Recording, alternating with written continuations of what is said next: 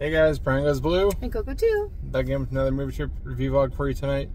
And tonight, we don't know what, Coco doesn't know what we're seeing. It's a mystery. Yeah, we decided, Brian's like, do you want to go to the movies tonight? I was like, yeah, sure. What do you want to see? I don't know. Surprise me. So then it turned into this whole thing where it's going to be a mystery to me. You know, I had to turn off my AMC notifications because usually like an hour before we get like a, your movie starts soon or whatever. So I turned those all off. I've like not checked my email because that definitely would have ruined it. Yeah. And then I'm going to hand my phone over to you when they scan us in. Yeah, because on AMC A-List, you can set up what's called an entourage if you have people linked to your account. And you can, you know, get their ticket for them and use their A-List pass for that. Which is pretty cool if you want to, you know, have a party, a movie, like a couple friends or whatever. Yeah. They have the A-List as well. So I set it up, and yeah, she doesn't know what she's gonna go see. So hopefully she enjoys whatever we're gonna go see. I hope so. I don't even know, and he's not even gonna say right now, like, because I was gonna ask, like, oh, are we seeing it in Dolby? But that's a dead giveaway because there's only like one movie in Dolby at a time. Yeah. So we're seeing a 7:50 movie. We didn't get dinner before, so we're gonna try a new snack. We'll just show you in there what we end up getting. Yeah. So it's kind of like a night for first. We haven't done the mystery thing since we did the AMC Thrills and Chills. Yeah, the surprise screenings. If you haven't seen those, go back and check them out. It was pretty cool. That was fun, like not knowing what either one of us what we were seeing. They do that too now with mystery movies. They do them like with movies that haven't come out yet for like $5. So those screenings always sell out because people, you know, $5 is a pretty good price for a new movie. Yeah. And you don't know what you're seeing, but you know it's something in advance that hasn't even been released yet. So. And it just shows the rating. It just shows the rating and the runtime. Yeah. So. Okay. Interesting. Yeah. Well, I'm really excited. This is going to be cool. I'm really not going to know what we're seeing. The trailers might, based on like, okay, if we were seeing like an R-rated movie, or you know, then the trailers would be a little telling. But we see so many movies and so many trailers that like, I don't think I could figure it out from that. So I won't know until probably a little bit into the movie when they show the name. I don't know. We got to get in there and order. Yeah, we got to go. Our things. So. All right, this is exciting. So come along with us. Oh, we got a lot of trees to go this time. Past the trees to the AMC's. We go. Friday night. It's busy. It's Friday night. Yeah, there's a lot of people here tonight. It is usually it's rolling like maybe this next row coming up or the one in front of that actually. Usually we do Friday night pizza party, but we're doing the movies. And then we're going to do pizza party later. Yeah, we'll do pizza party after. So probably get some Pizza Hut or something. Ooh, yeah. Yeah. We like the pan pizza. So good. Since I can't really talk about the movie right now. I know. It's going to be we'll just talk about pizza. So yeah. Do you have a pizza party tradition? Anybody? Anybody get pizza on a certain night of the week? Well, we do. So which movie did we see, guys?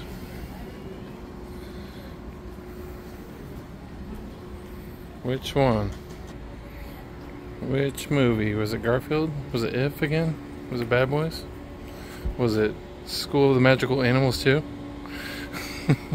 We'll let you know in a second. And we're back in the car. And I bet you're wondering, you're just dying to know. Dying to know what we saw. It's only taken you like a couple minutes to figure it out. But for me, before we tell you, it was so cool not knowing what movie we were going to see. Yeah. It was not spoiled for me whatsoever. We got in our seats, we had our snacks, the previews all went, or the trailers, I always say that interchangeably, but anyway, I had no clue. I had an inkling of what it might be. Yeah. I had a hunch. You didn't want me to tell you what I even thought it was. No. But I was right. We saw In a Violent Nature. Yeah, In a Violent Nature was the movie. And that, I'm not saying you're predictable, but like I just knew. She knew. I knew that you were going to pick that. But it was still such a nice surprise. Like I didn't overthink it. I wasn't trying to like think of all the movies that were out. I thought you were going to be tipped off by the Shudder previews. IFC. A little bit I was. Like, when it started showing Shudder and IFC, I was like, oh, I think it could be. But, like, even before that, that's the one that I thought it was. So, but I'm glad that's the one you picked. Cause yeah, me too. I almost said I really enjoyed it. I did. It was really good. The word that, like, kept, like, floating around in my brain for this movie to, like, try to think of how to describe it was effective. Yeah. That's, like, my word for this movie. It was very effective. For me, it moved very slow.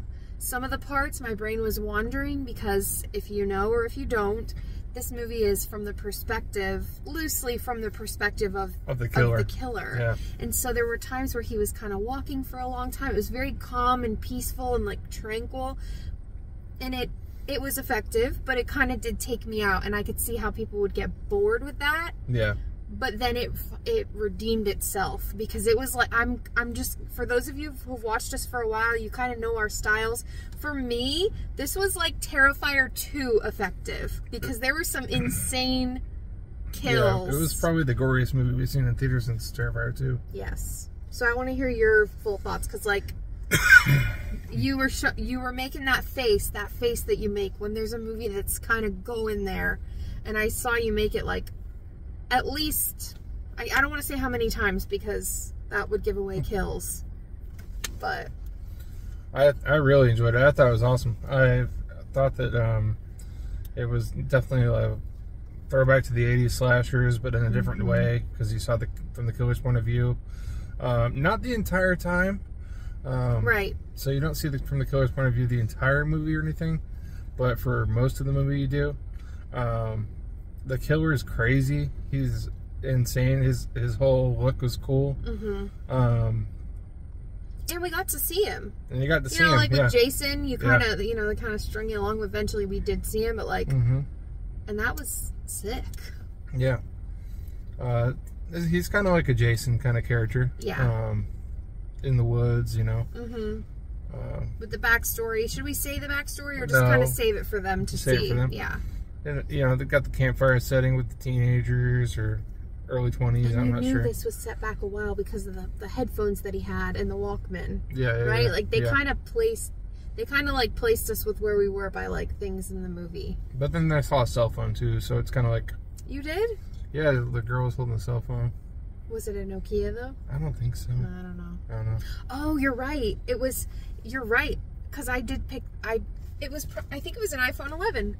Because, spoiler alert, that's what I have. But yeah, I think. Yeah. Oh man, did they mess up with that? I don't know. Anyway, I mean, it's 2024. You could still be walking around with these headphones and a Walkman, but anyways. But yeah, the kills were super effective. All practical effects, which was awesome. Yes. That's always a plus. The kills were kind of like on the level of, like, Hatchet level to me, as far as his kills in the Hatchet franchise. Kind of reminded me of that. Blinded by the Light, of course, and wrapped up like a douche.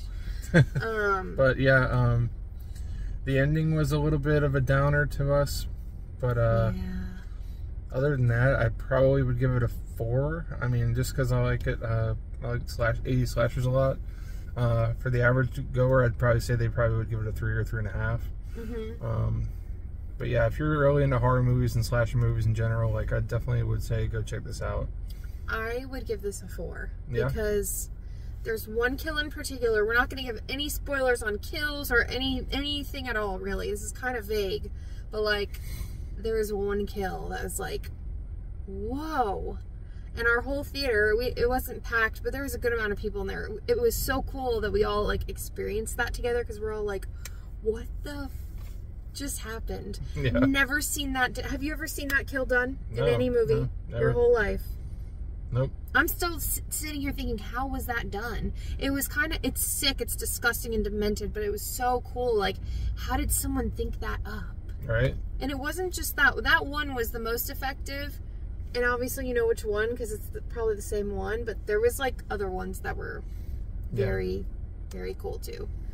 But, this is not rated, so it's not even rated For R. real? Yeah. Oh my god. I'm sure it'll be on Shudder within a couple weeks or maybe less time, because everything that we see in theaters seems to come out on streaming in like a week after we see it. Yeah. Like Amy Winehouse, we just saw that and it's already on streaming. So pretty crazy.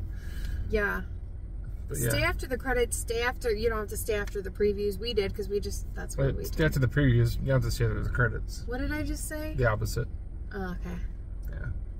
Yeah. Just stay after both. Fuck it. Just sit there and chill and process everything you just saw, and then try to go to sleep that night. Yeah. Try to do that. Yeah. Don't watch this with your little ones. God, no. Anything with the word violent in the thing, you probably should. Well, instead of Violent Night is the exception, because maybe not that either. No, that's pretty violent. It's a Christmas movie. It's violent though. Anyway, I'm really glad that you chose this movie for the mystery movie. I hope that we will do this again. I know we'll at least do it once, because I want to, put my thing down, flip it, and reverse it, and then have you not know the movie. So I don't know when we'll do that. Maybe we'll just do it randomly. Let us know if you guys like this. This was not supposed to be planned like this. It was just, like I said, me saying, surprise me. But then we thought, it's a cool kind of spin on our movie trip review vlogs. Yeah. We got to keep it fresh for you guys. We got to keep you on your toes. We like to mix it up a little bit. You know what I mean? Mm-hmm. So let us know what you thought about this kind of thing. Yeah. We might forget that this movie was what we saw in this video, because you said you're not going to put this as the thumbnail. It's going to just be mystery. Yeah. And also in this movie, there's a lot of really cool camera angles, overhead shots, behind them, just all sorts of cool shit. All of the way it was directed, and the cinematography was really cool. That one overhead shot, which one? With that one kill. Yep. That was also very effective. Mm-hmm. We're not going to say names, but we did watch one review on YouTube of someone that said that they weren't crazy about this just because, it was supposed to be the perspective of the killer and it wasn't totally. I think that was necessary, because he's far enough away so that they don't know he's there, unless he's full on going towards them kind of thing.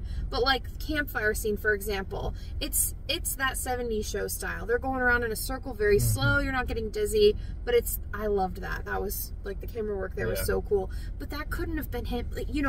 That's not his perspective. He's not walking, he's not circling them. They wouldn't have been having the chill conversation that they were. So that had to be done. But anyway, I don't know. It was cool. The way I felt kind of reminded me of the Texas Chainsaw Massacre. Was it the remake?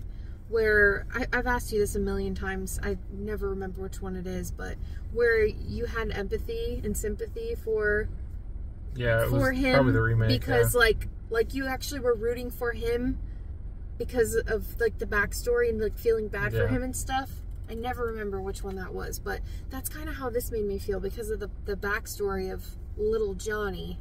It was actually quite sad. Yeah. But just like Jason. So, was it crazy that these teenagers or young adults were getting killed off? I don't know. Was that a spoiler? No. Okay. I could see them making more of this because it did make $2 million in the box office last week, and that's pretty big for an independent horror movie like this. I'm surprised it came to theaters, really. Yeah, and also I'm backpedaling on my statement that I just made, but if you really thought that nobody was gonna die in the movie in a violent nature, y'all know. Y'all be knowins. So yeah, that's it. This was really fun. Thanks for surprising me with a crazy violent movie. It's just wouldn't have it any other way. Just what every horror-loving girly wants on a Friday night. And now I want pizza. Now we're gonna get some pizza. So, double thumbs up from Brian Goes Blue and Coco too. You can't do both, but I got you. Yeah, let us know how you liked the style. Yeah. And we'll do it again sometime soon. Brian Goes Blue. Coco too. Sign off. Bye. Bye.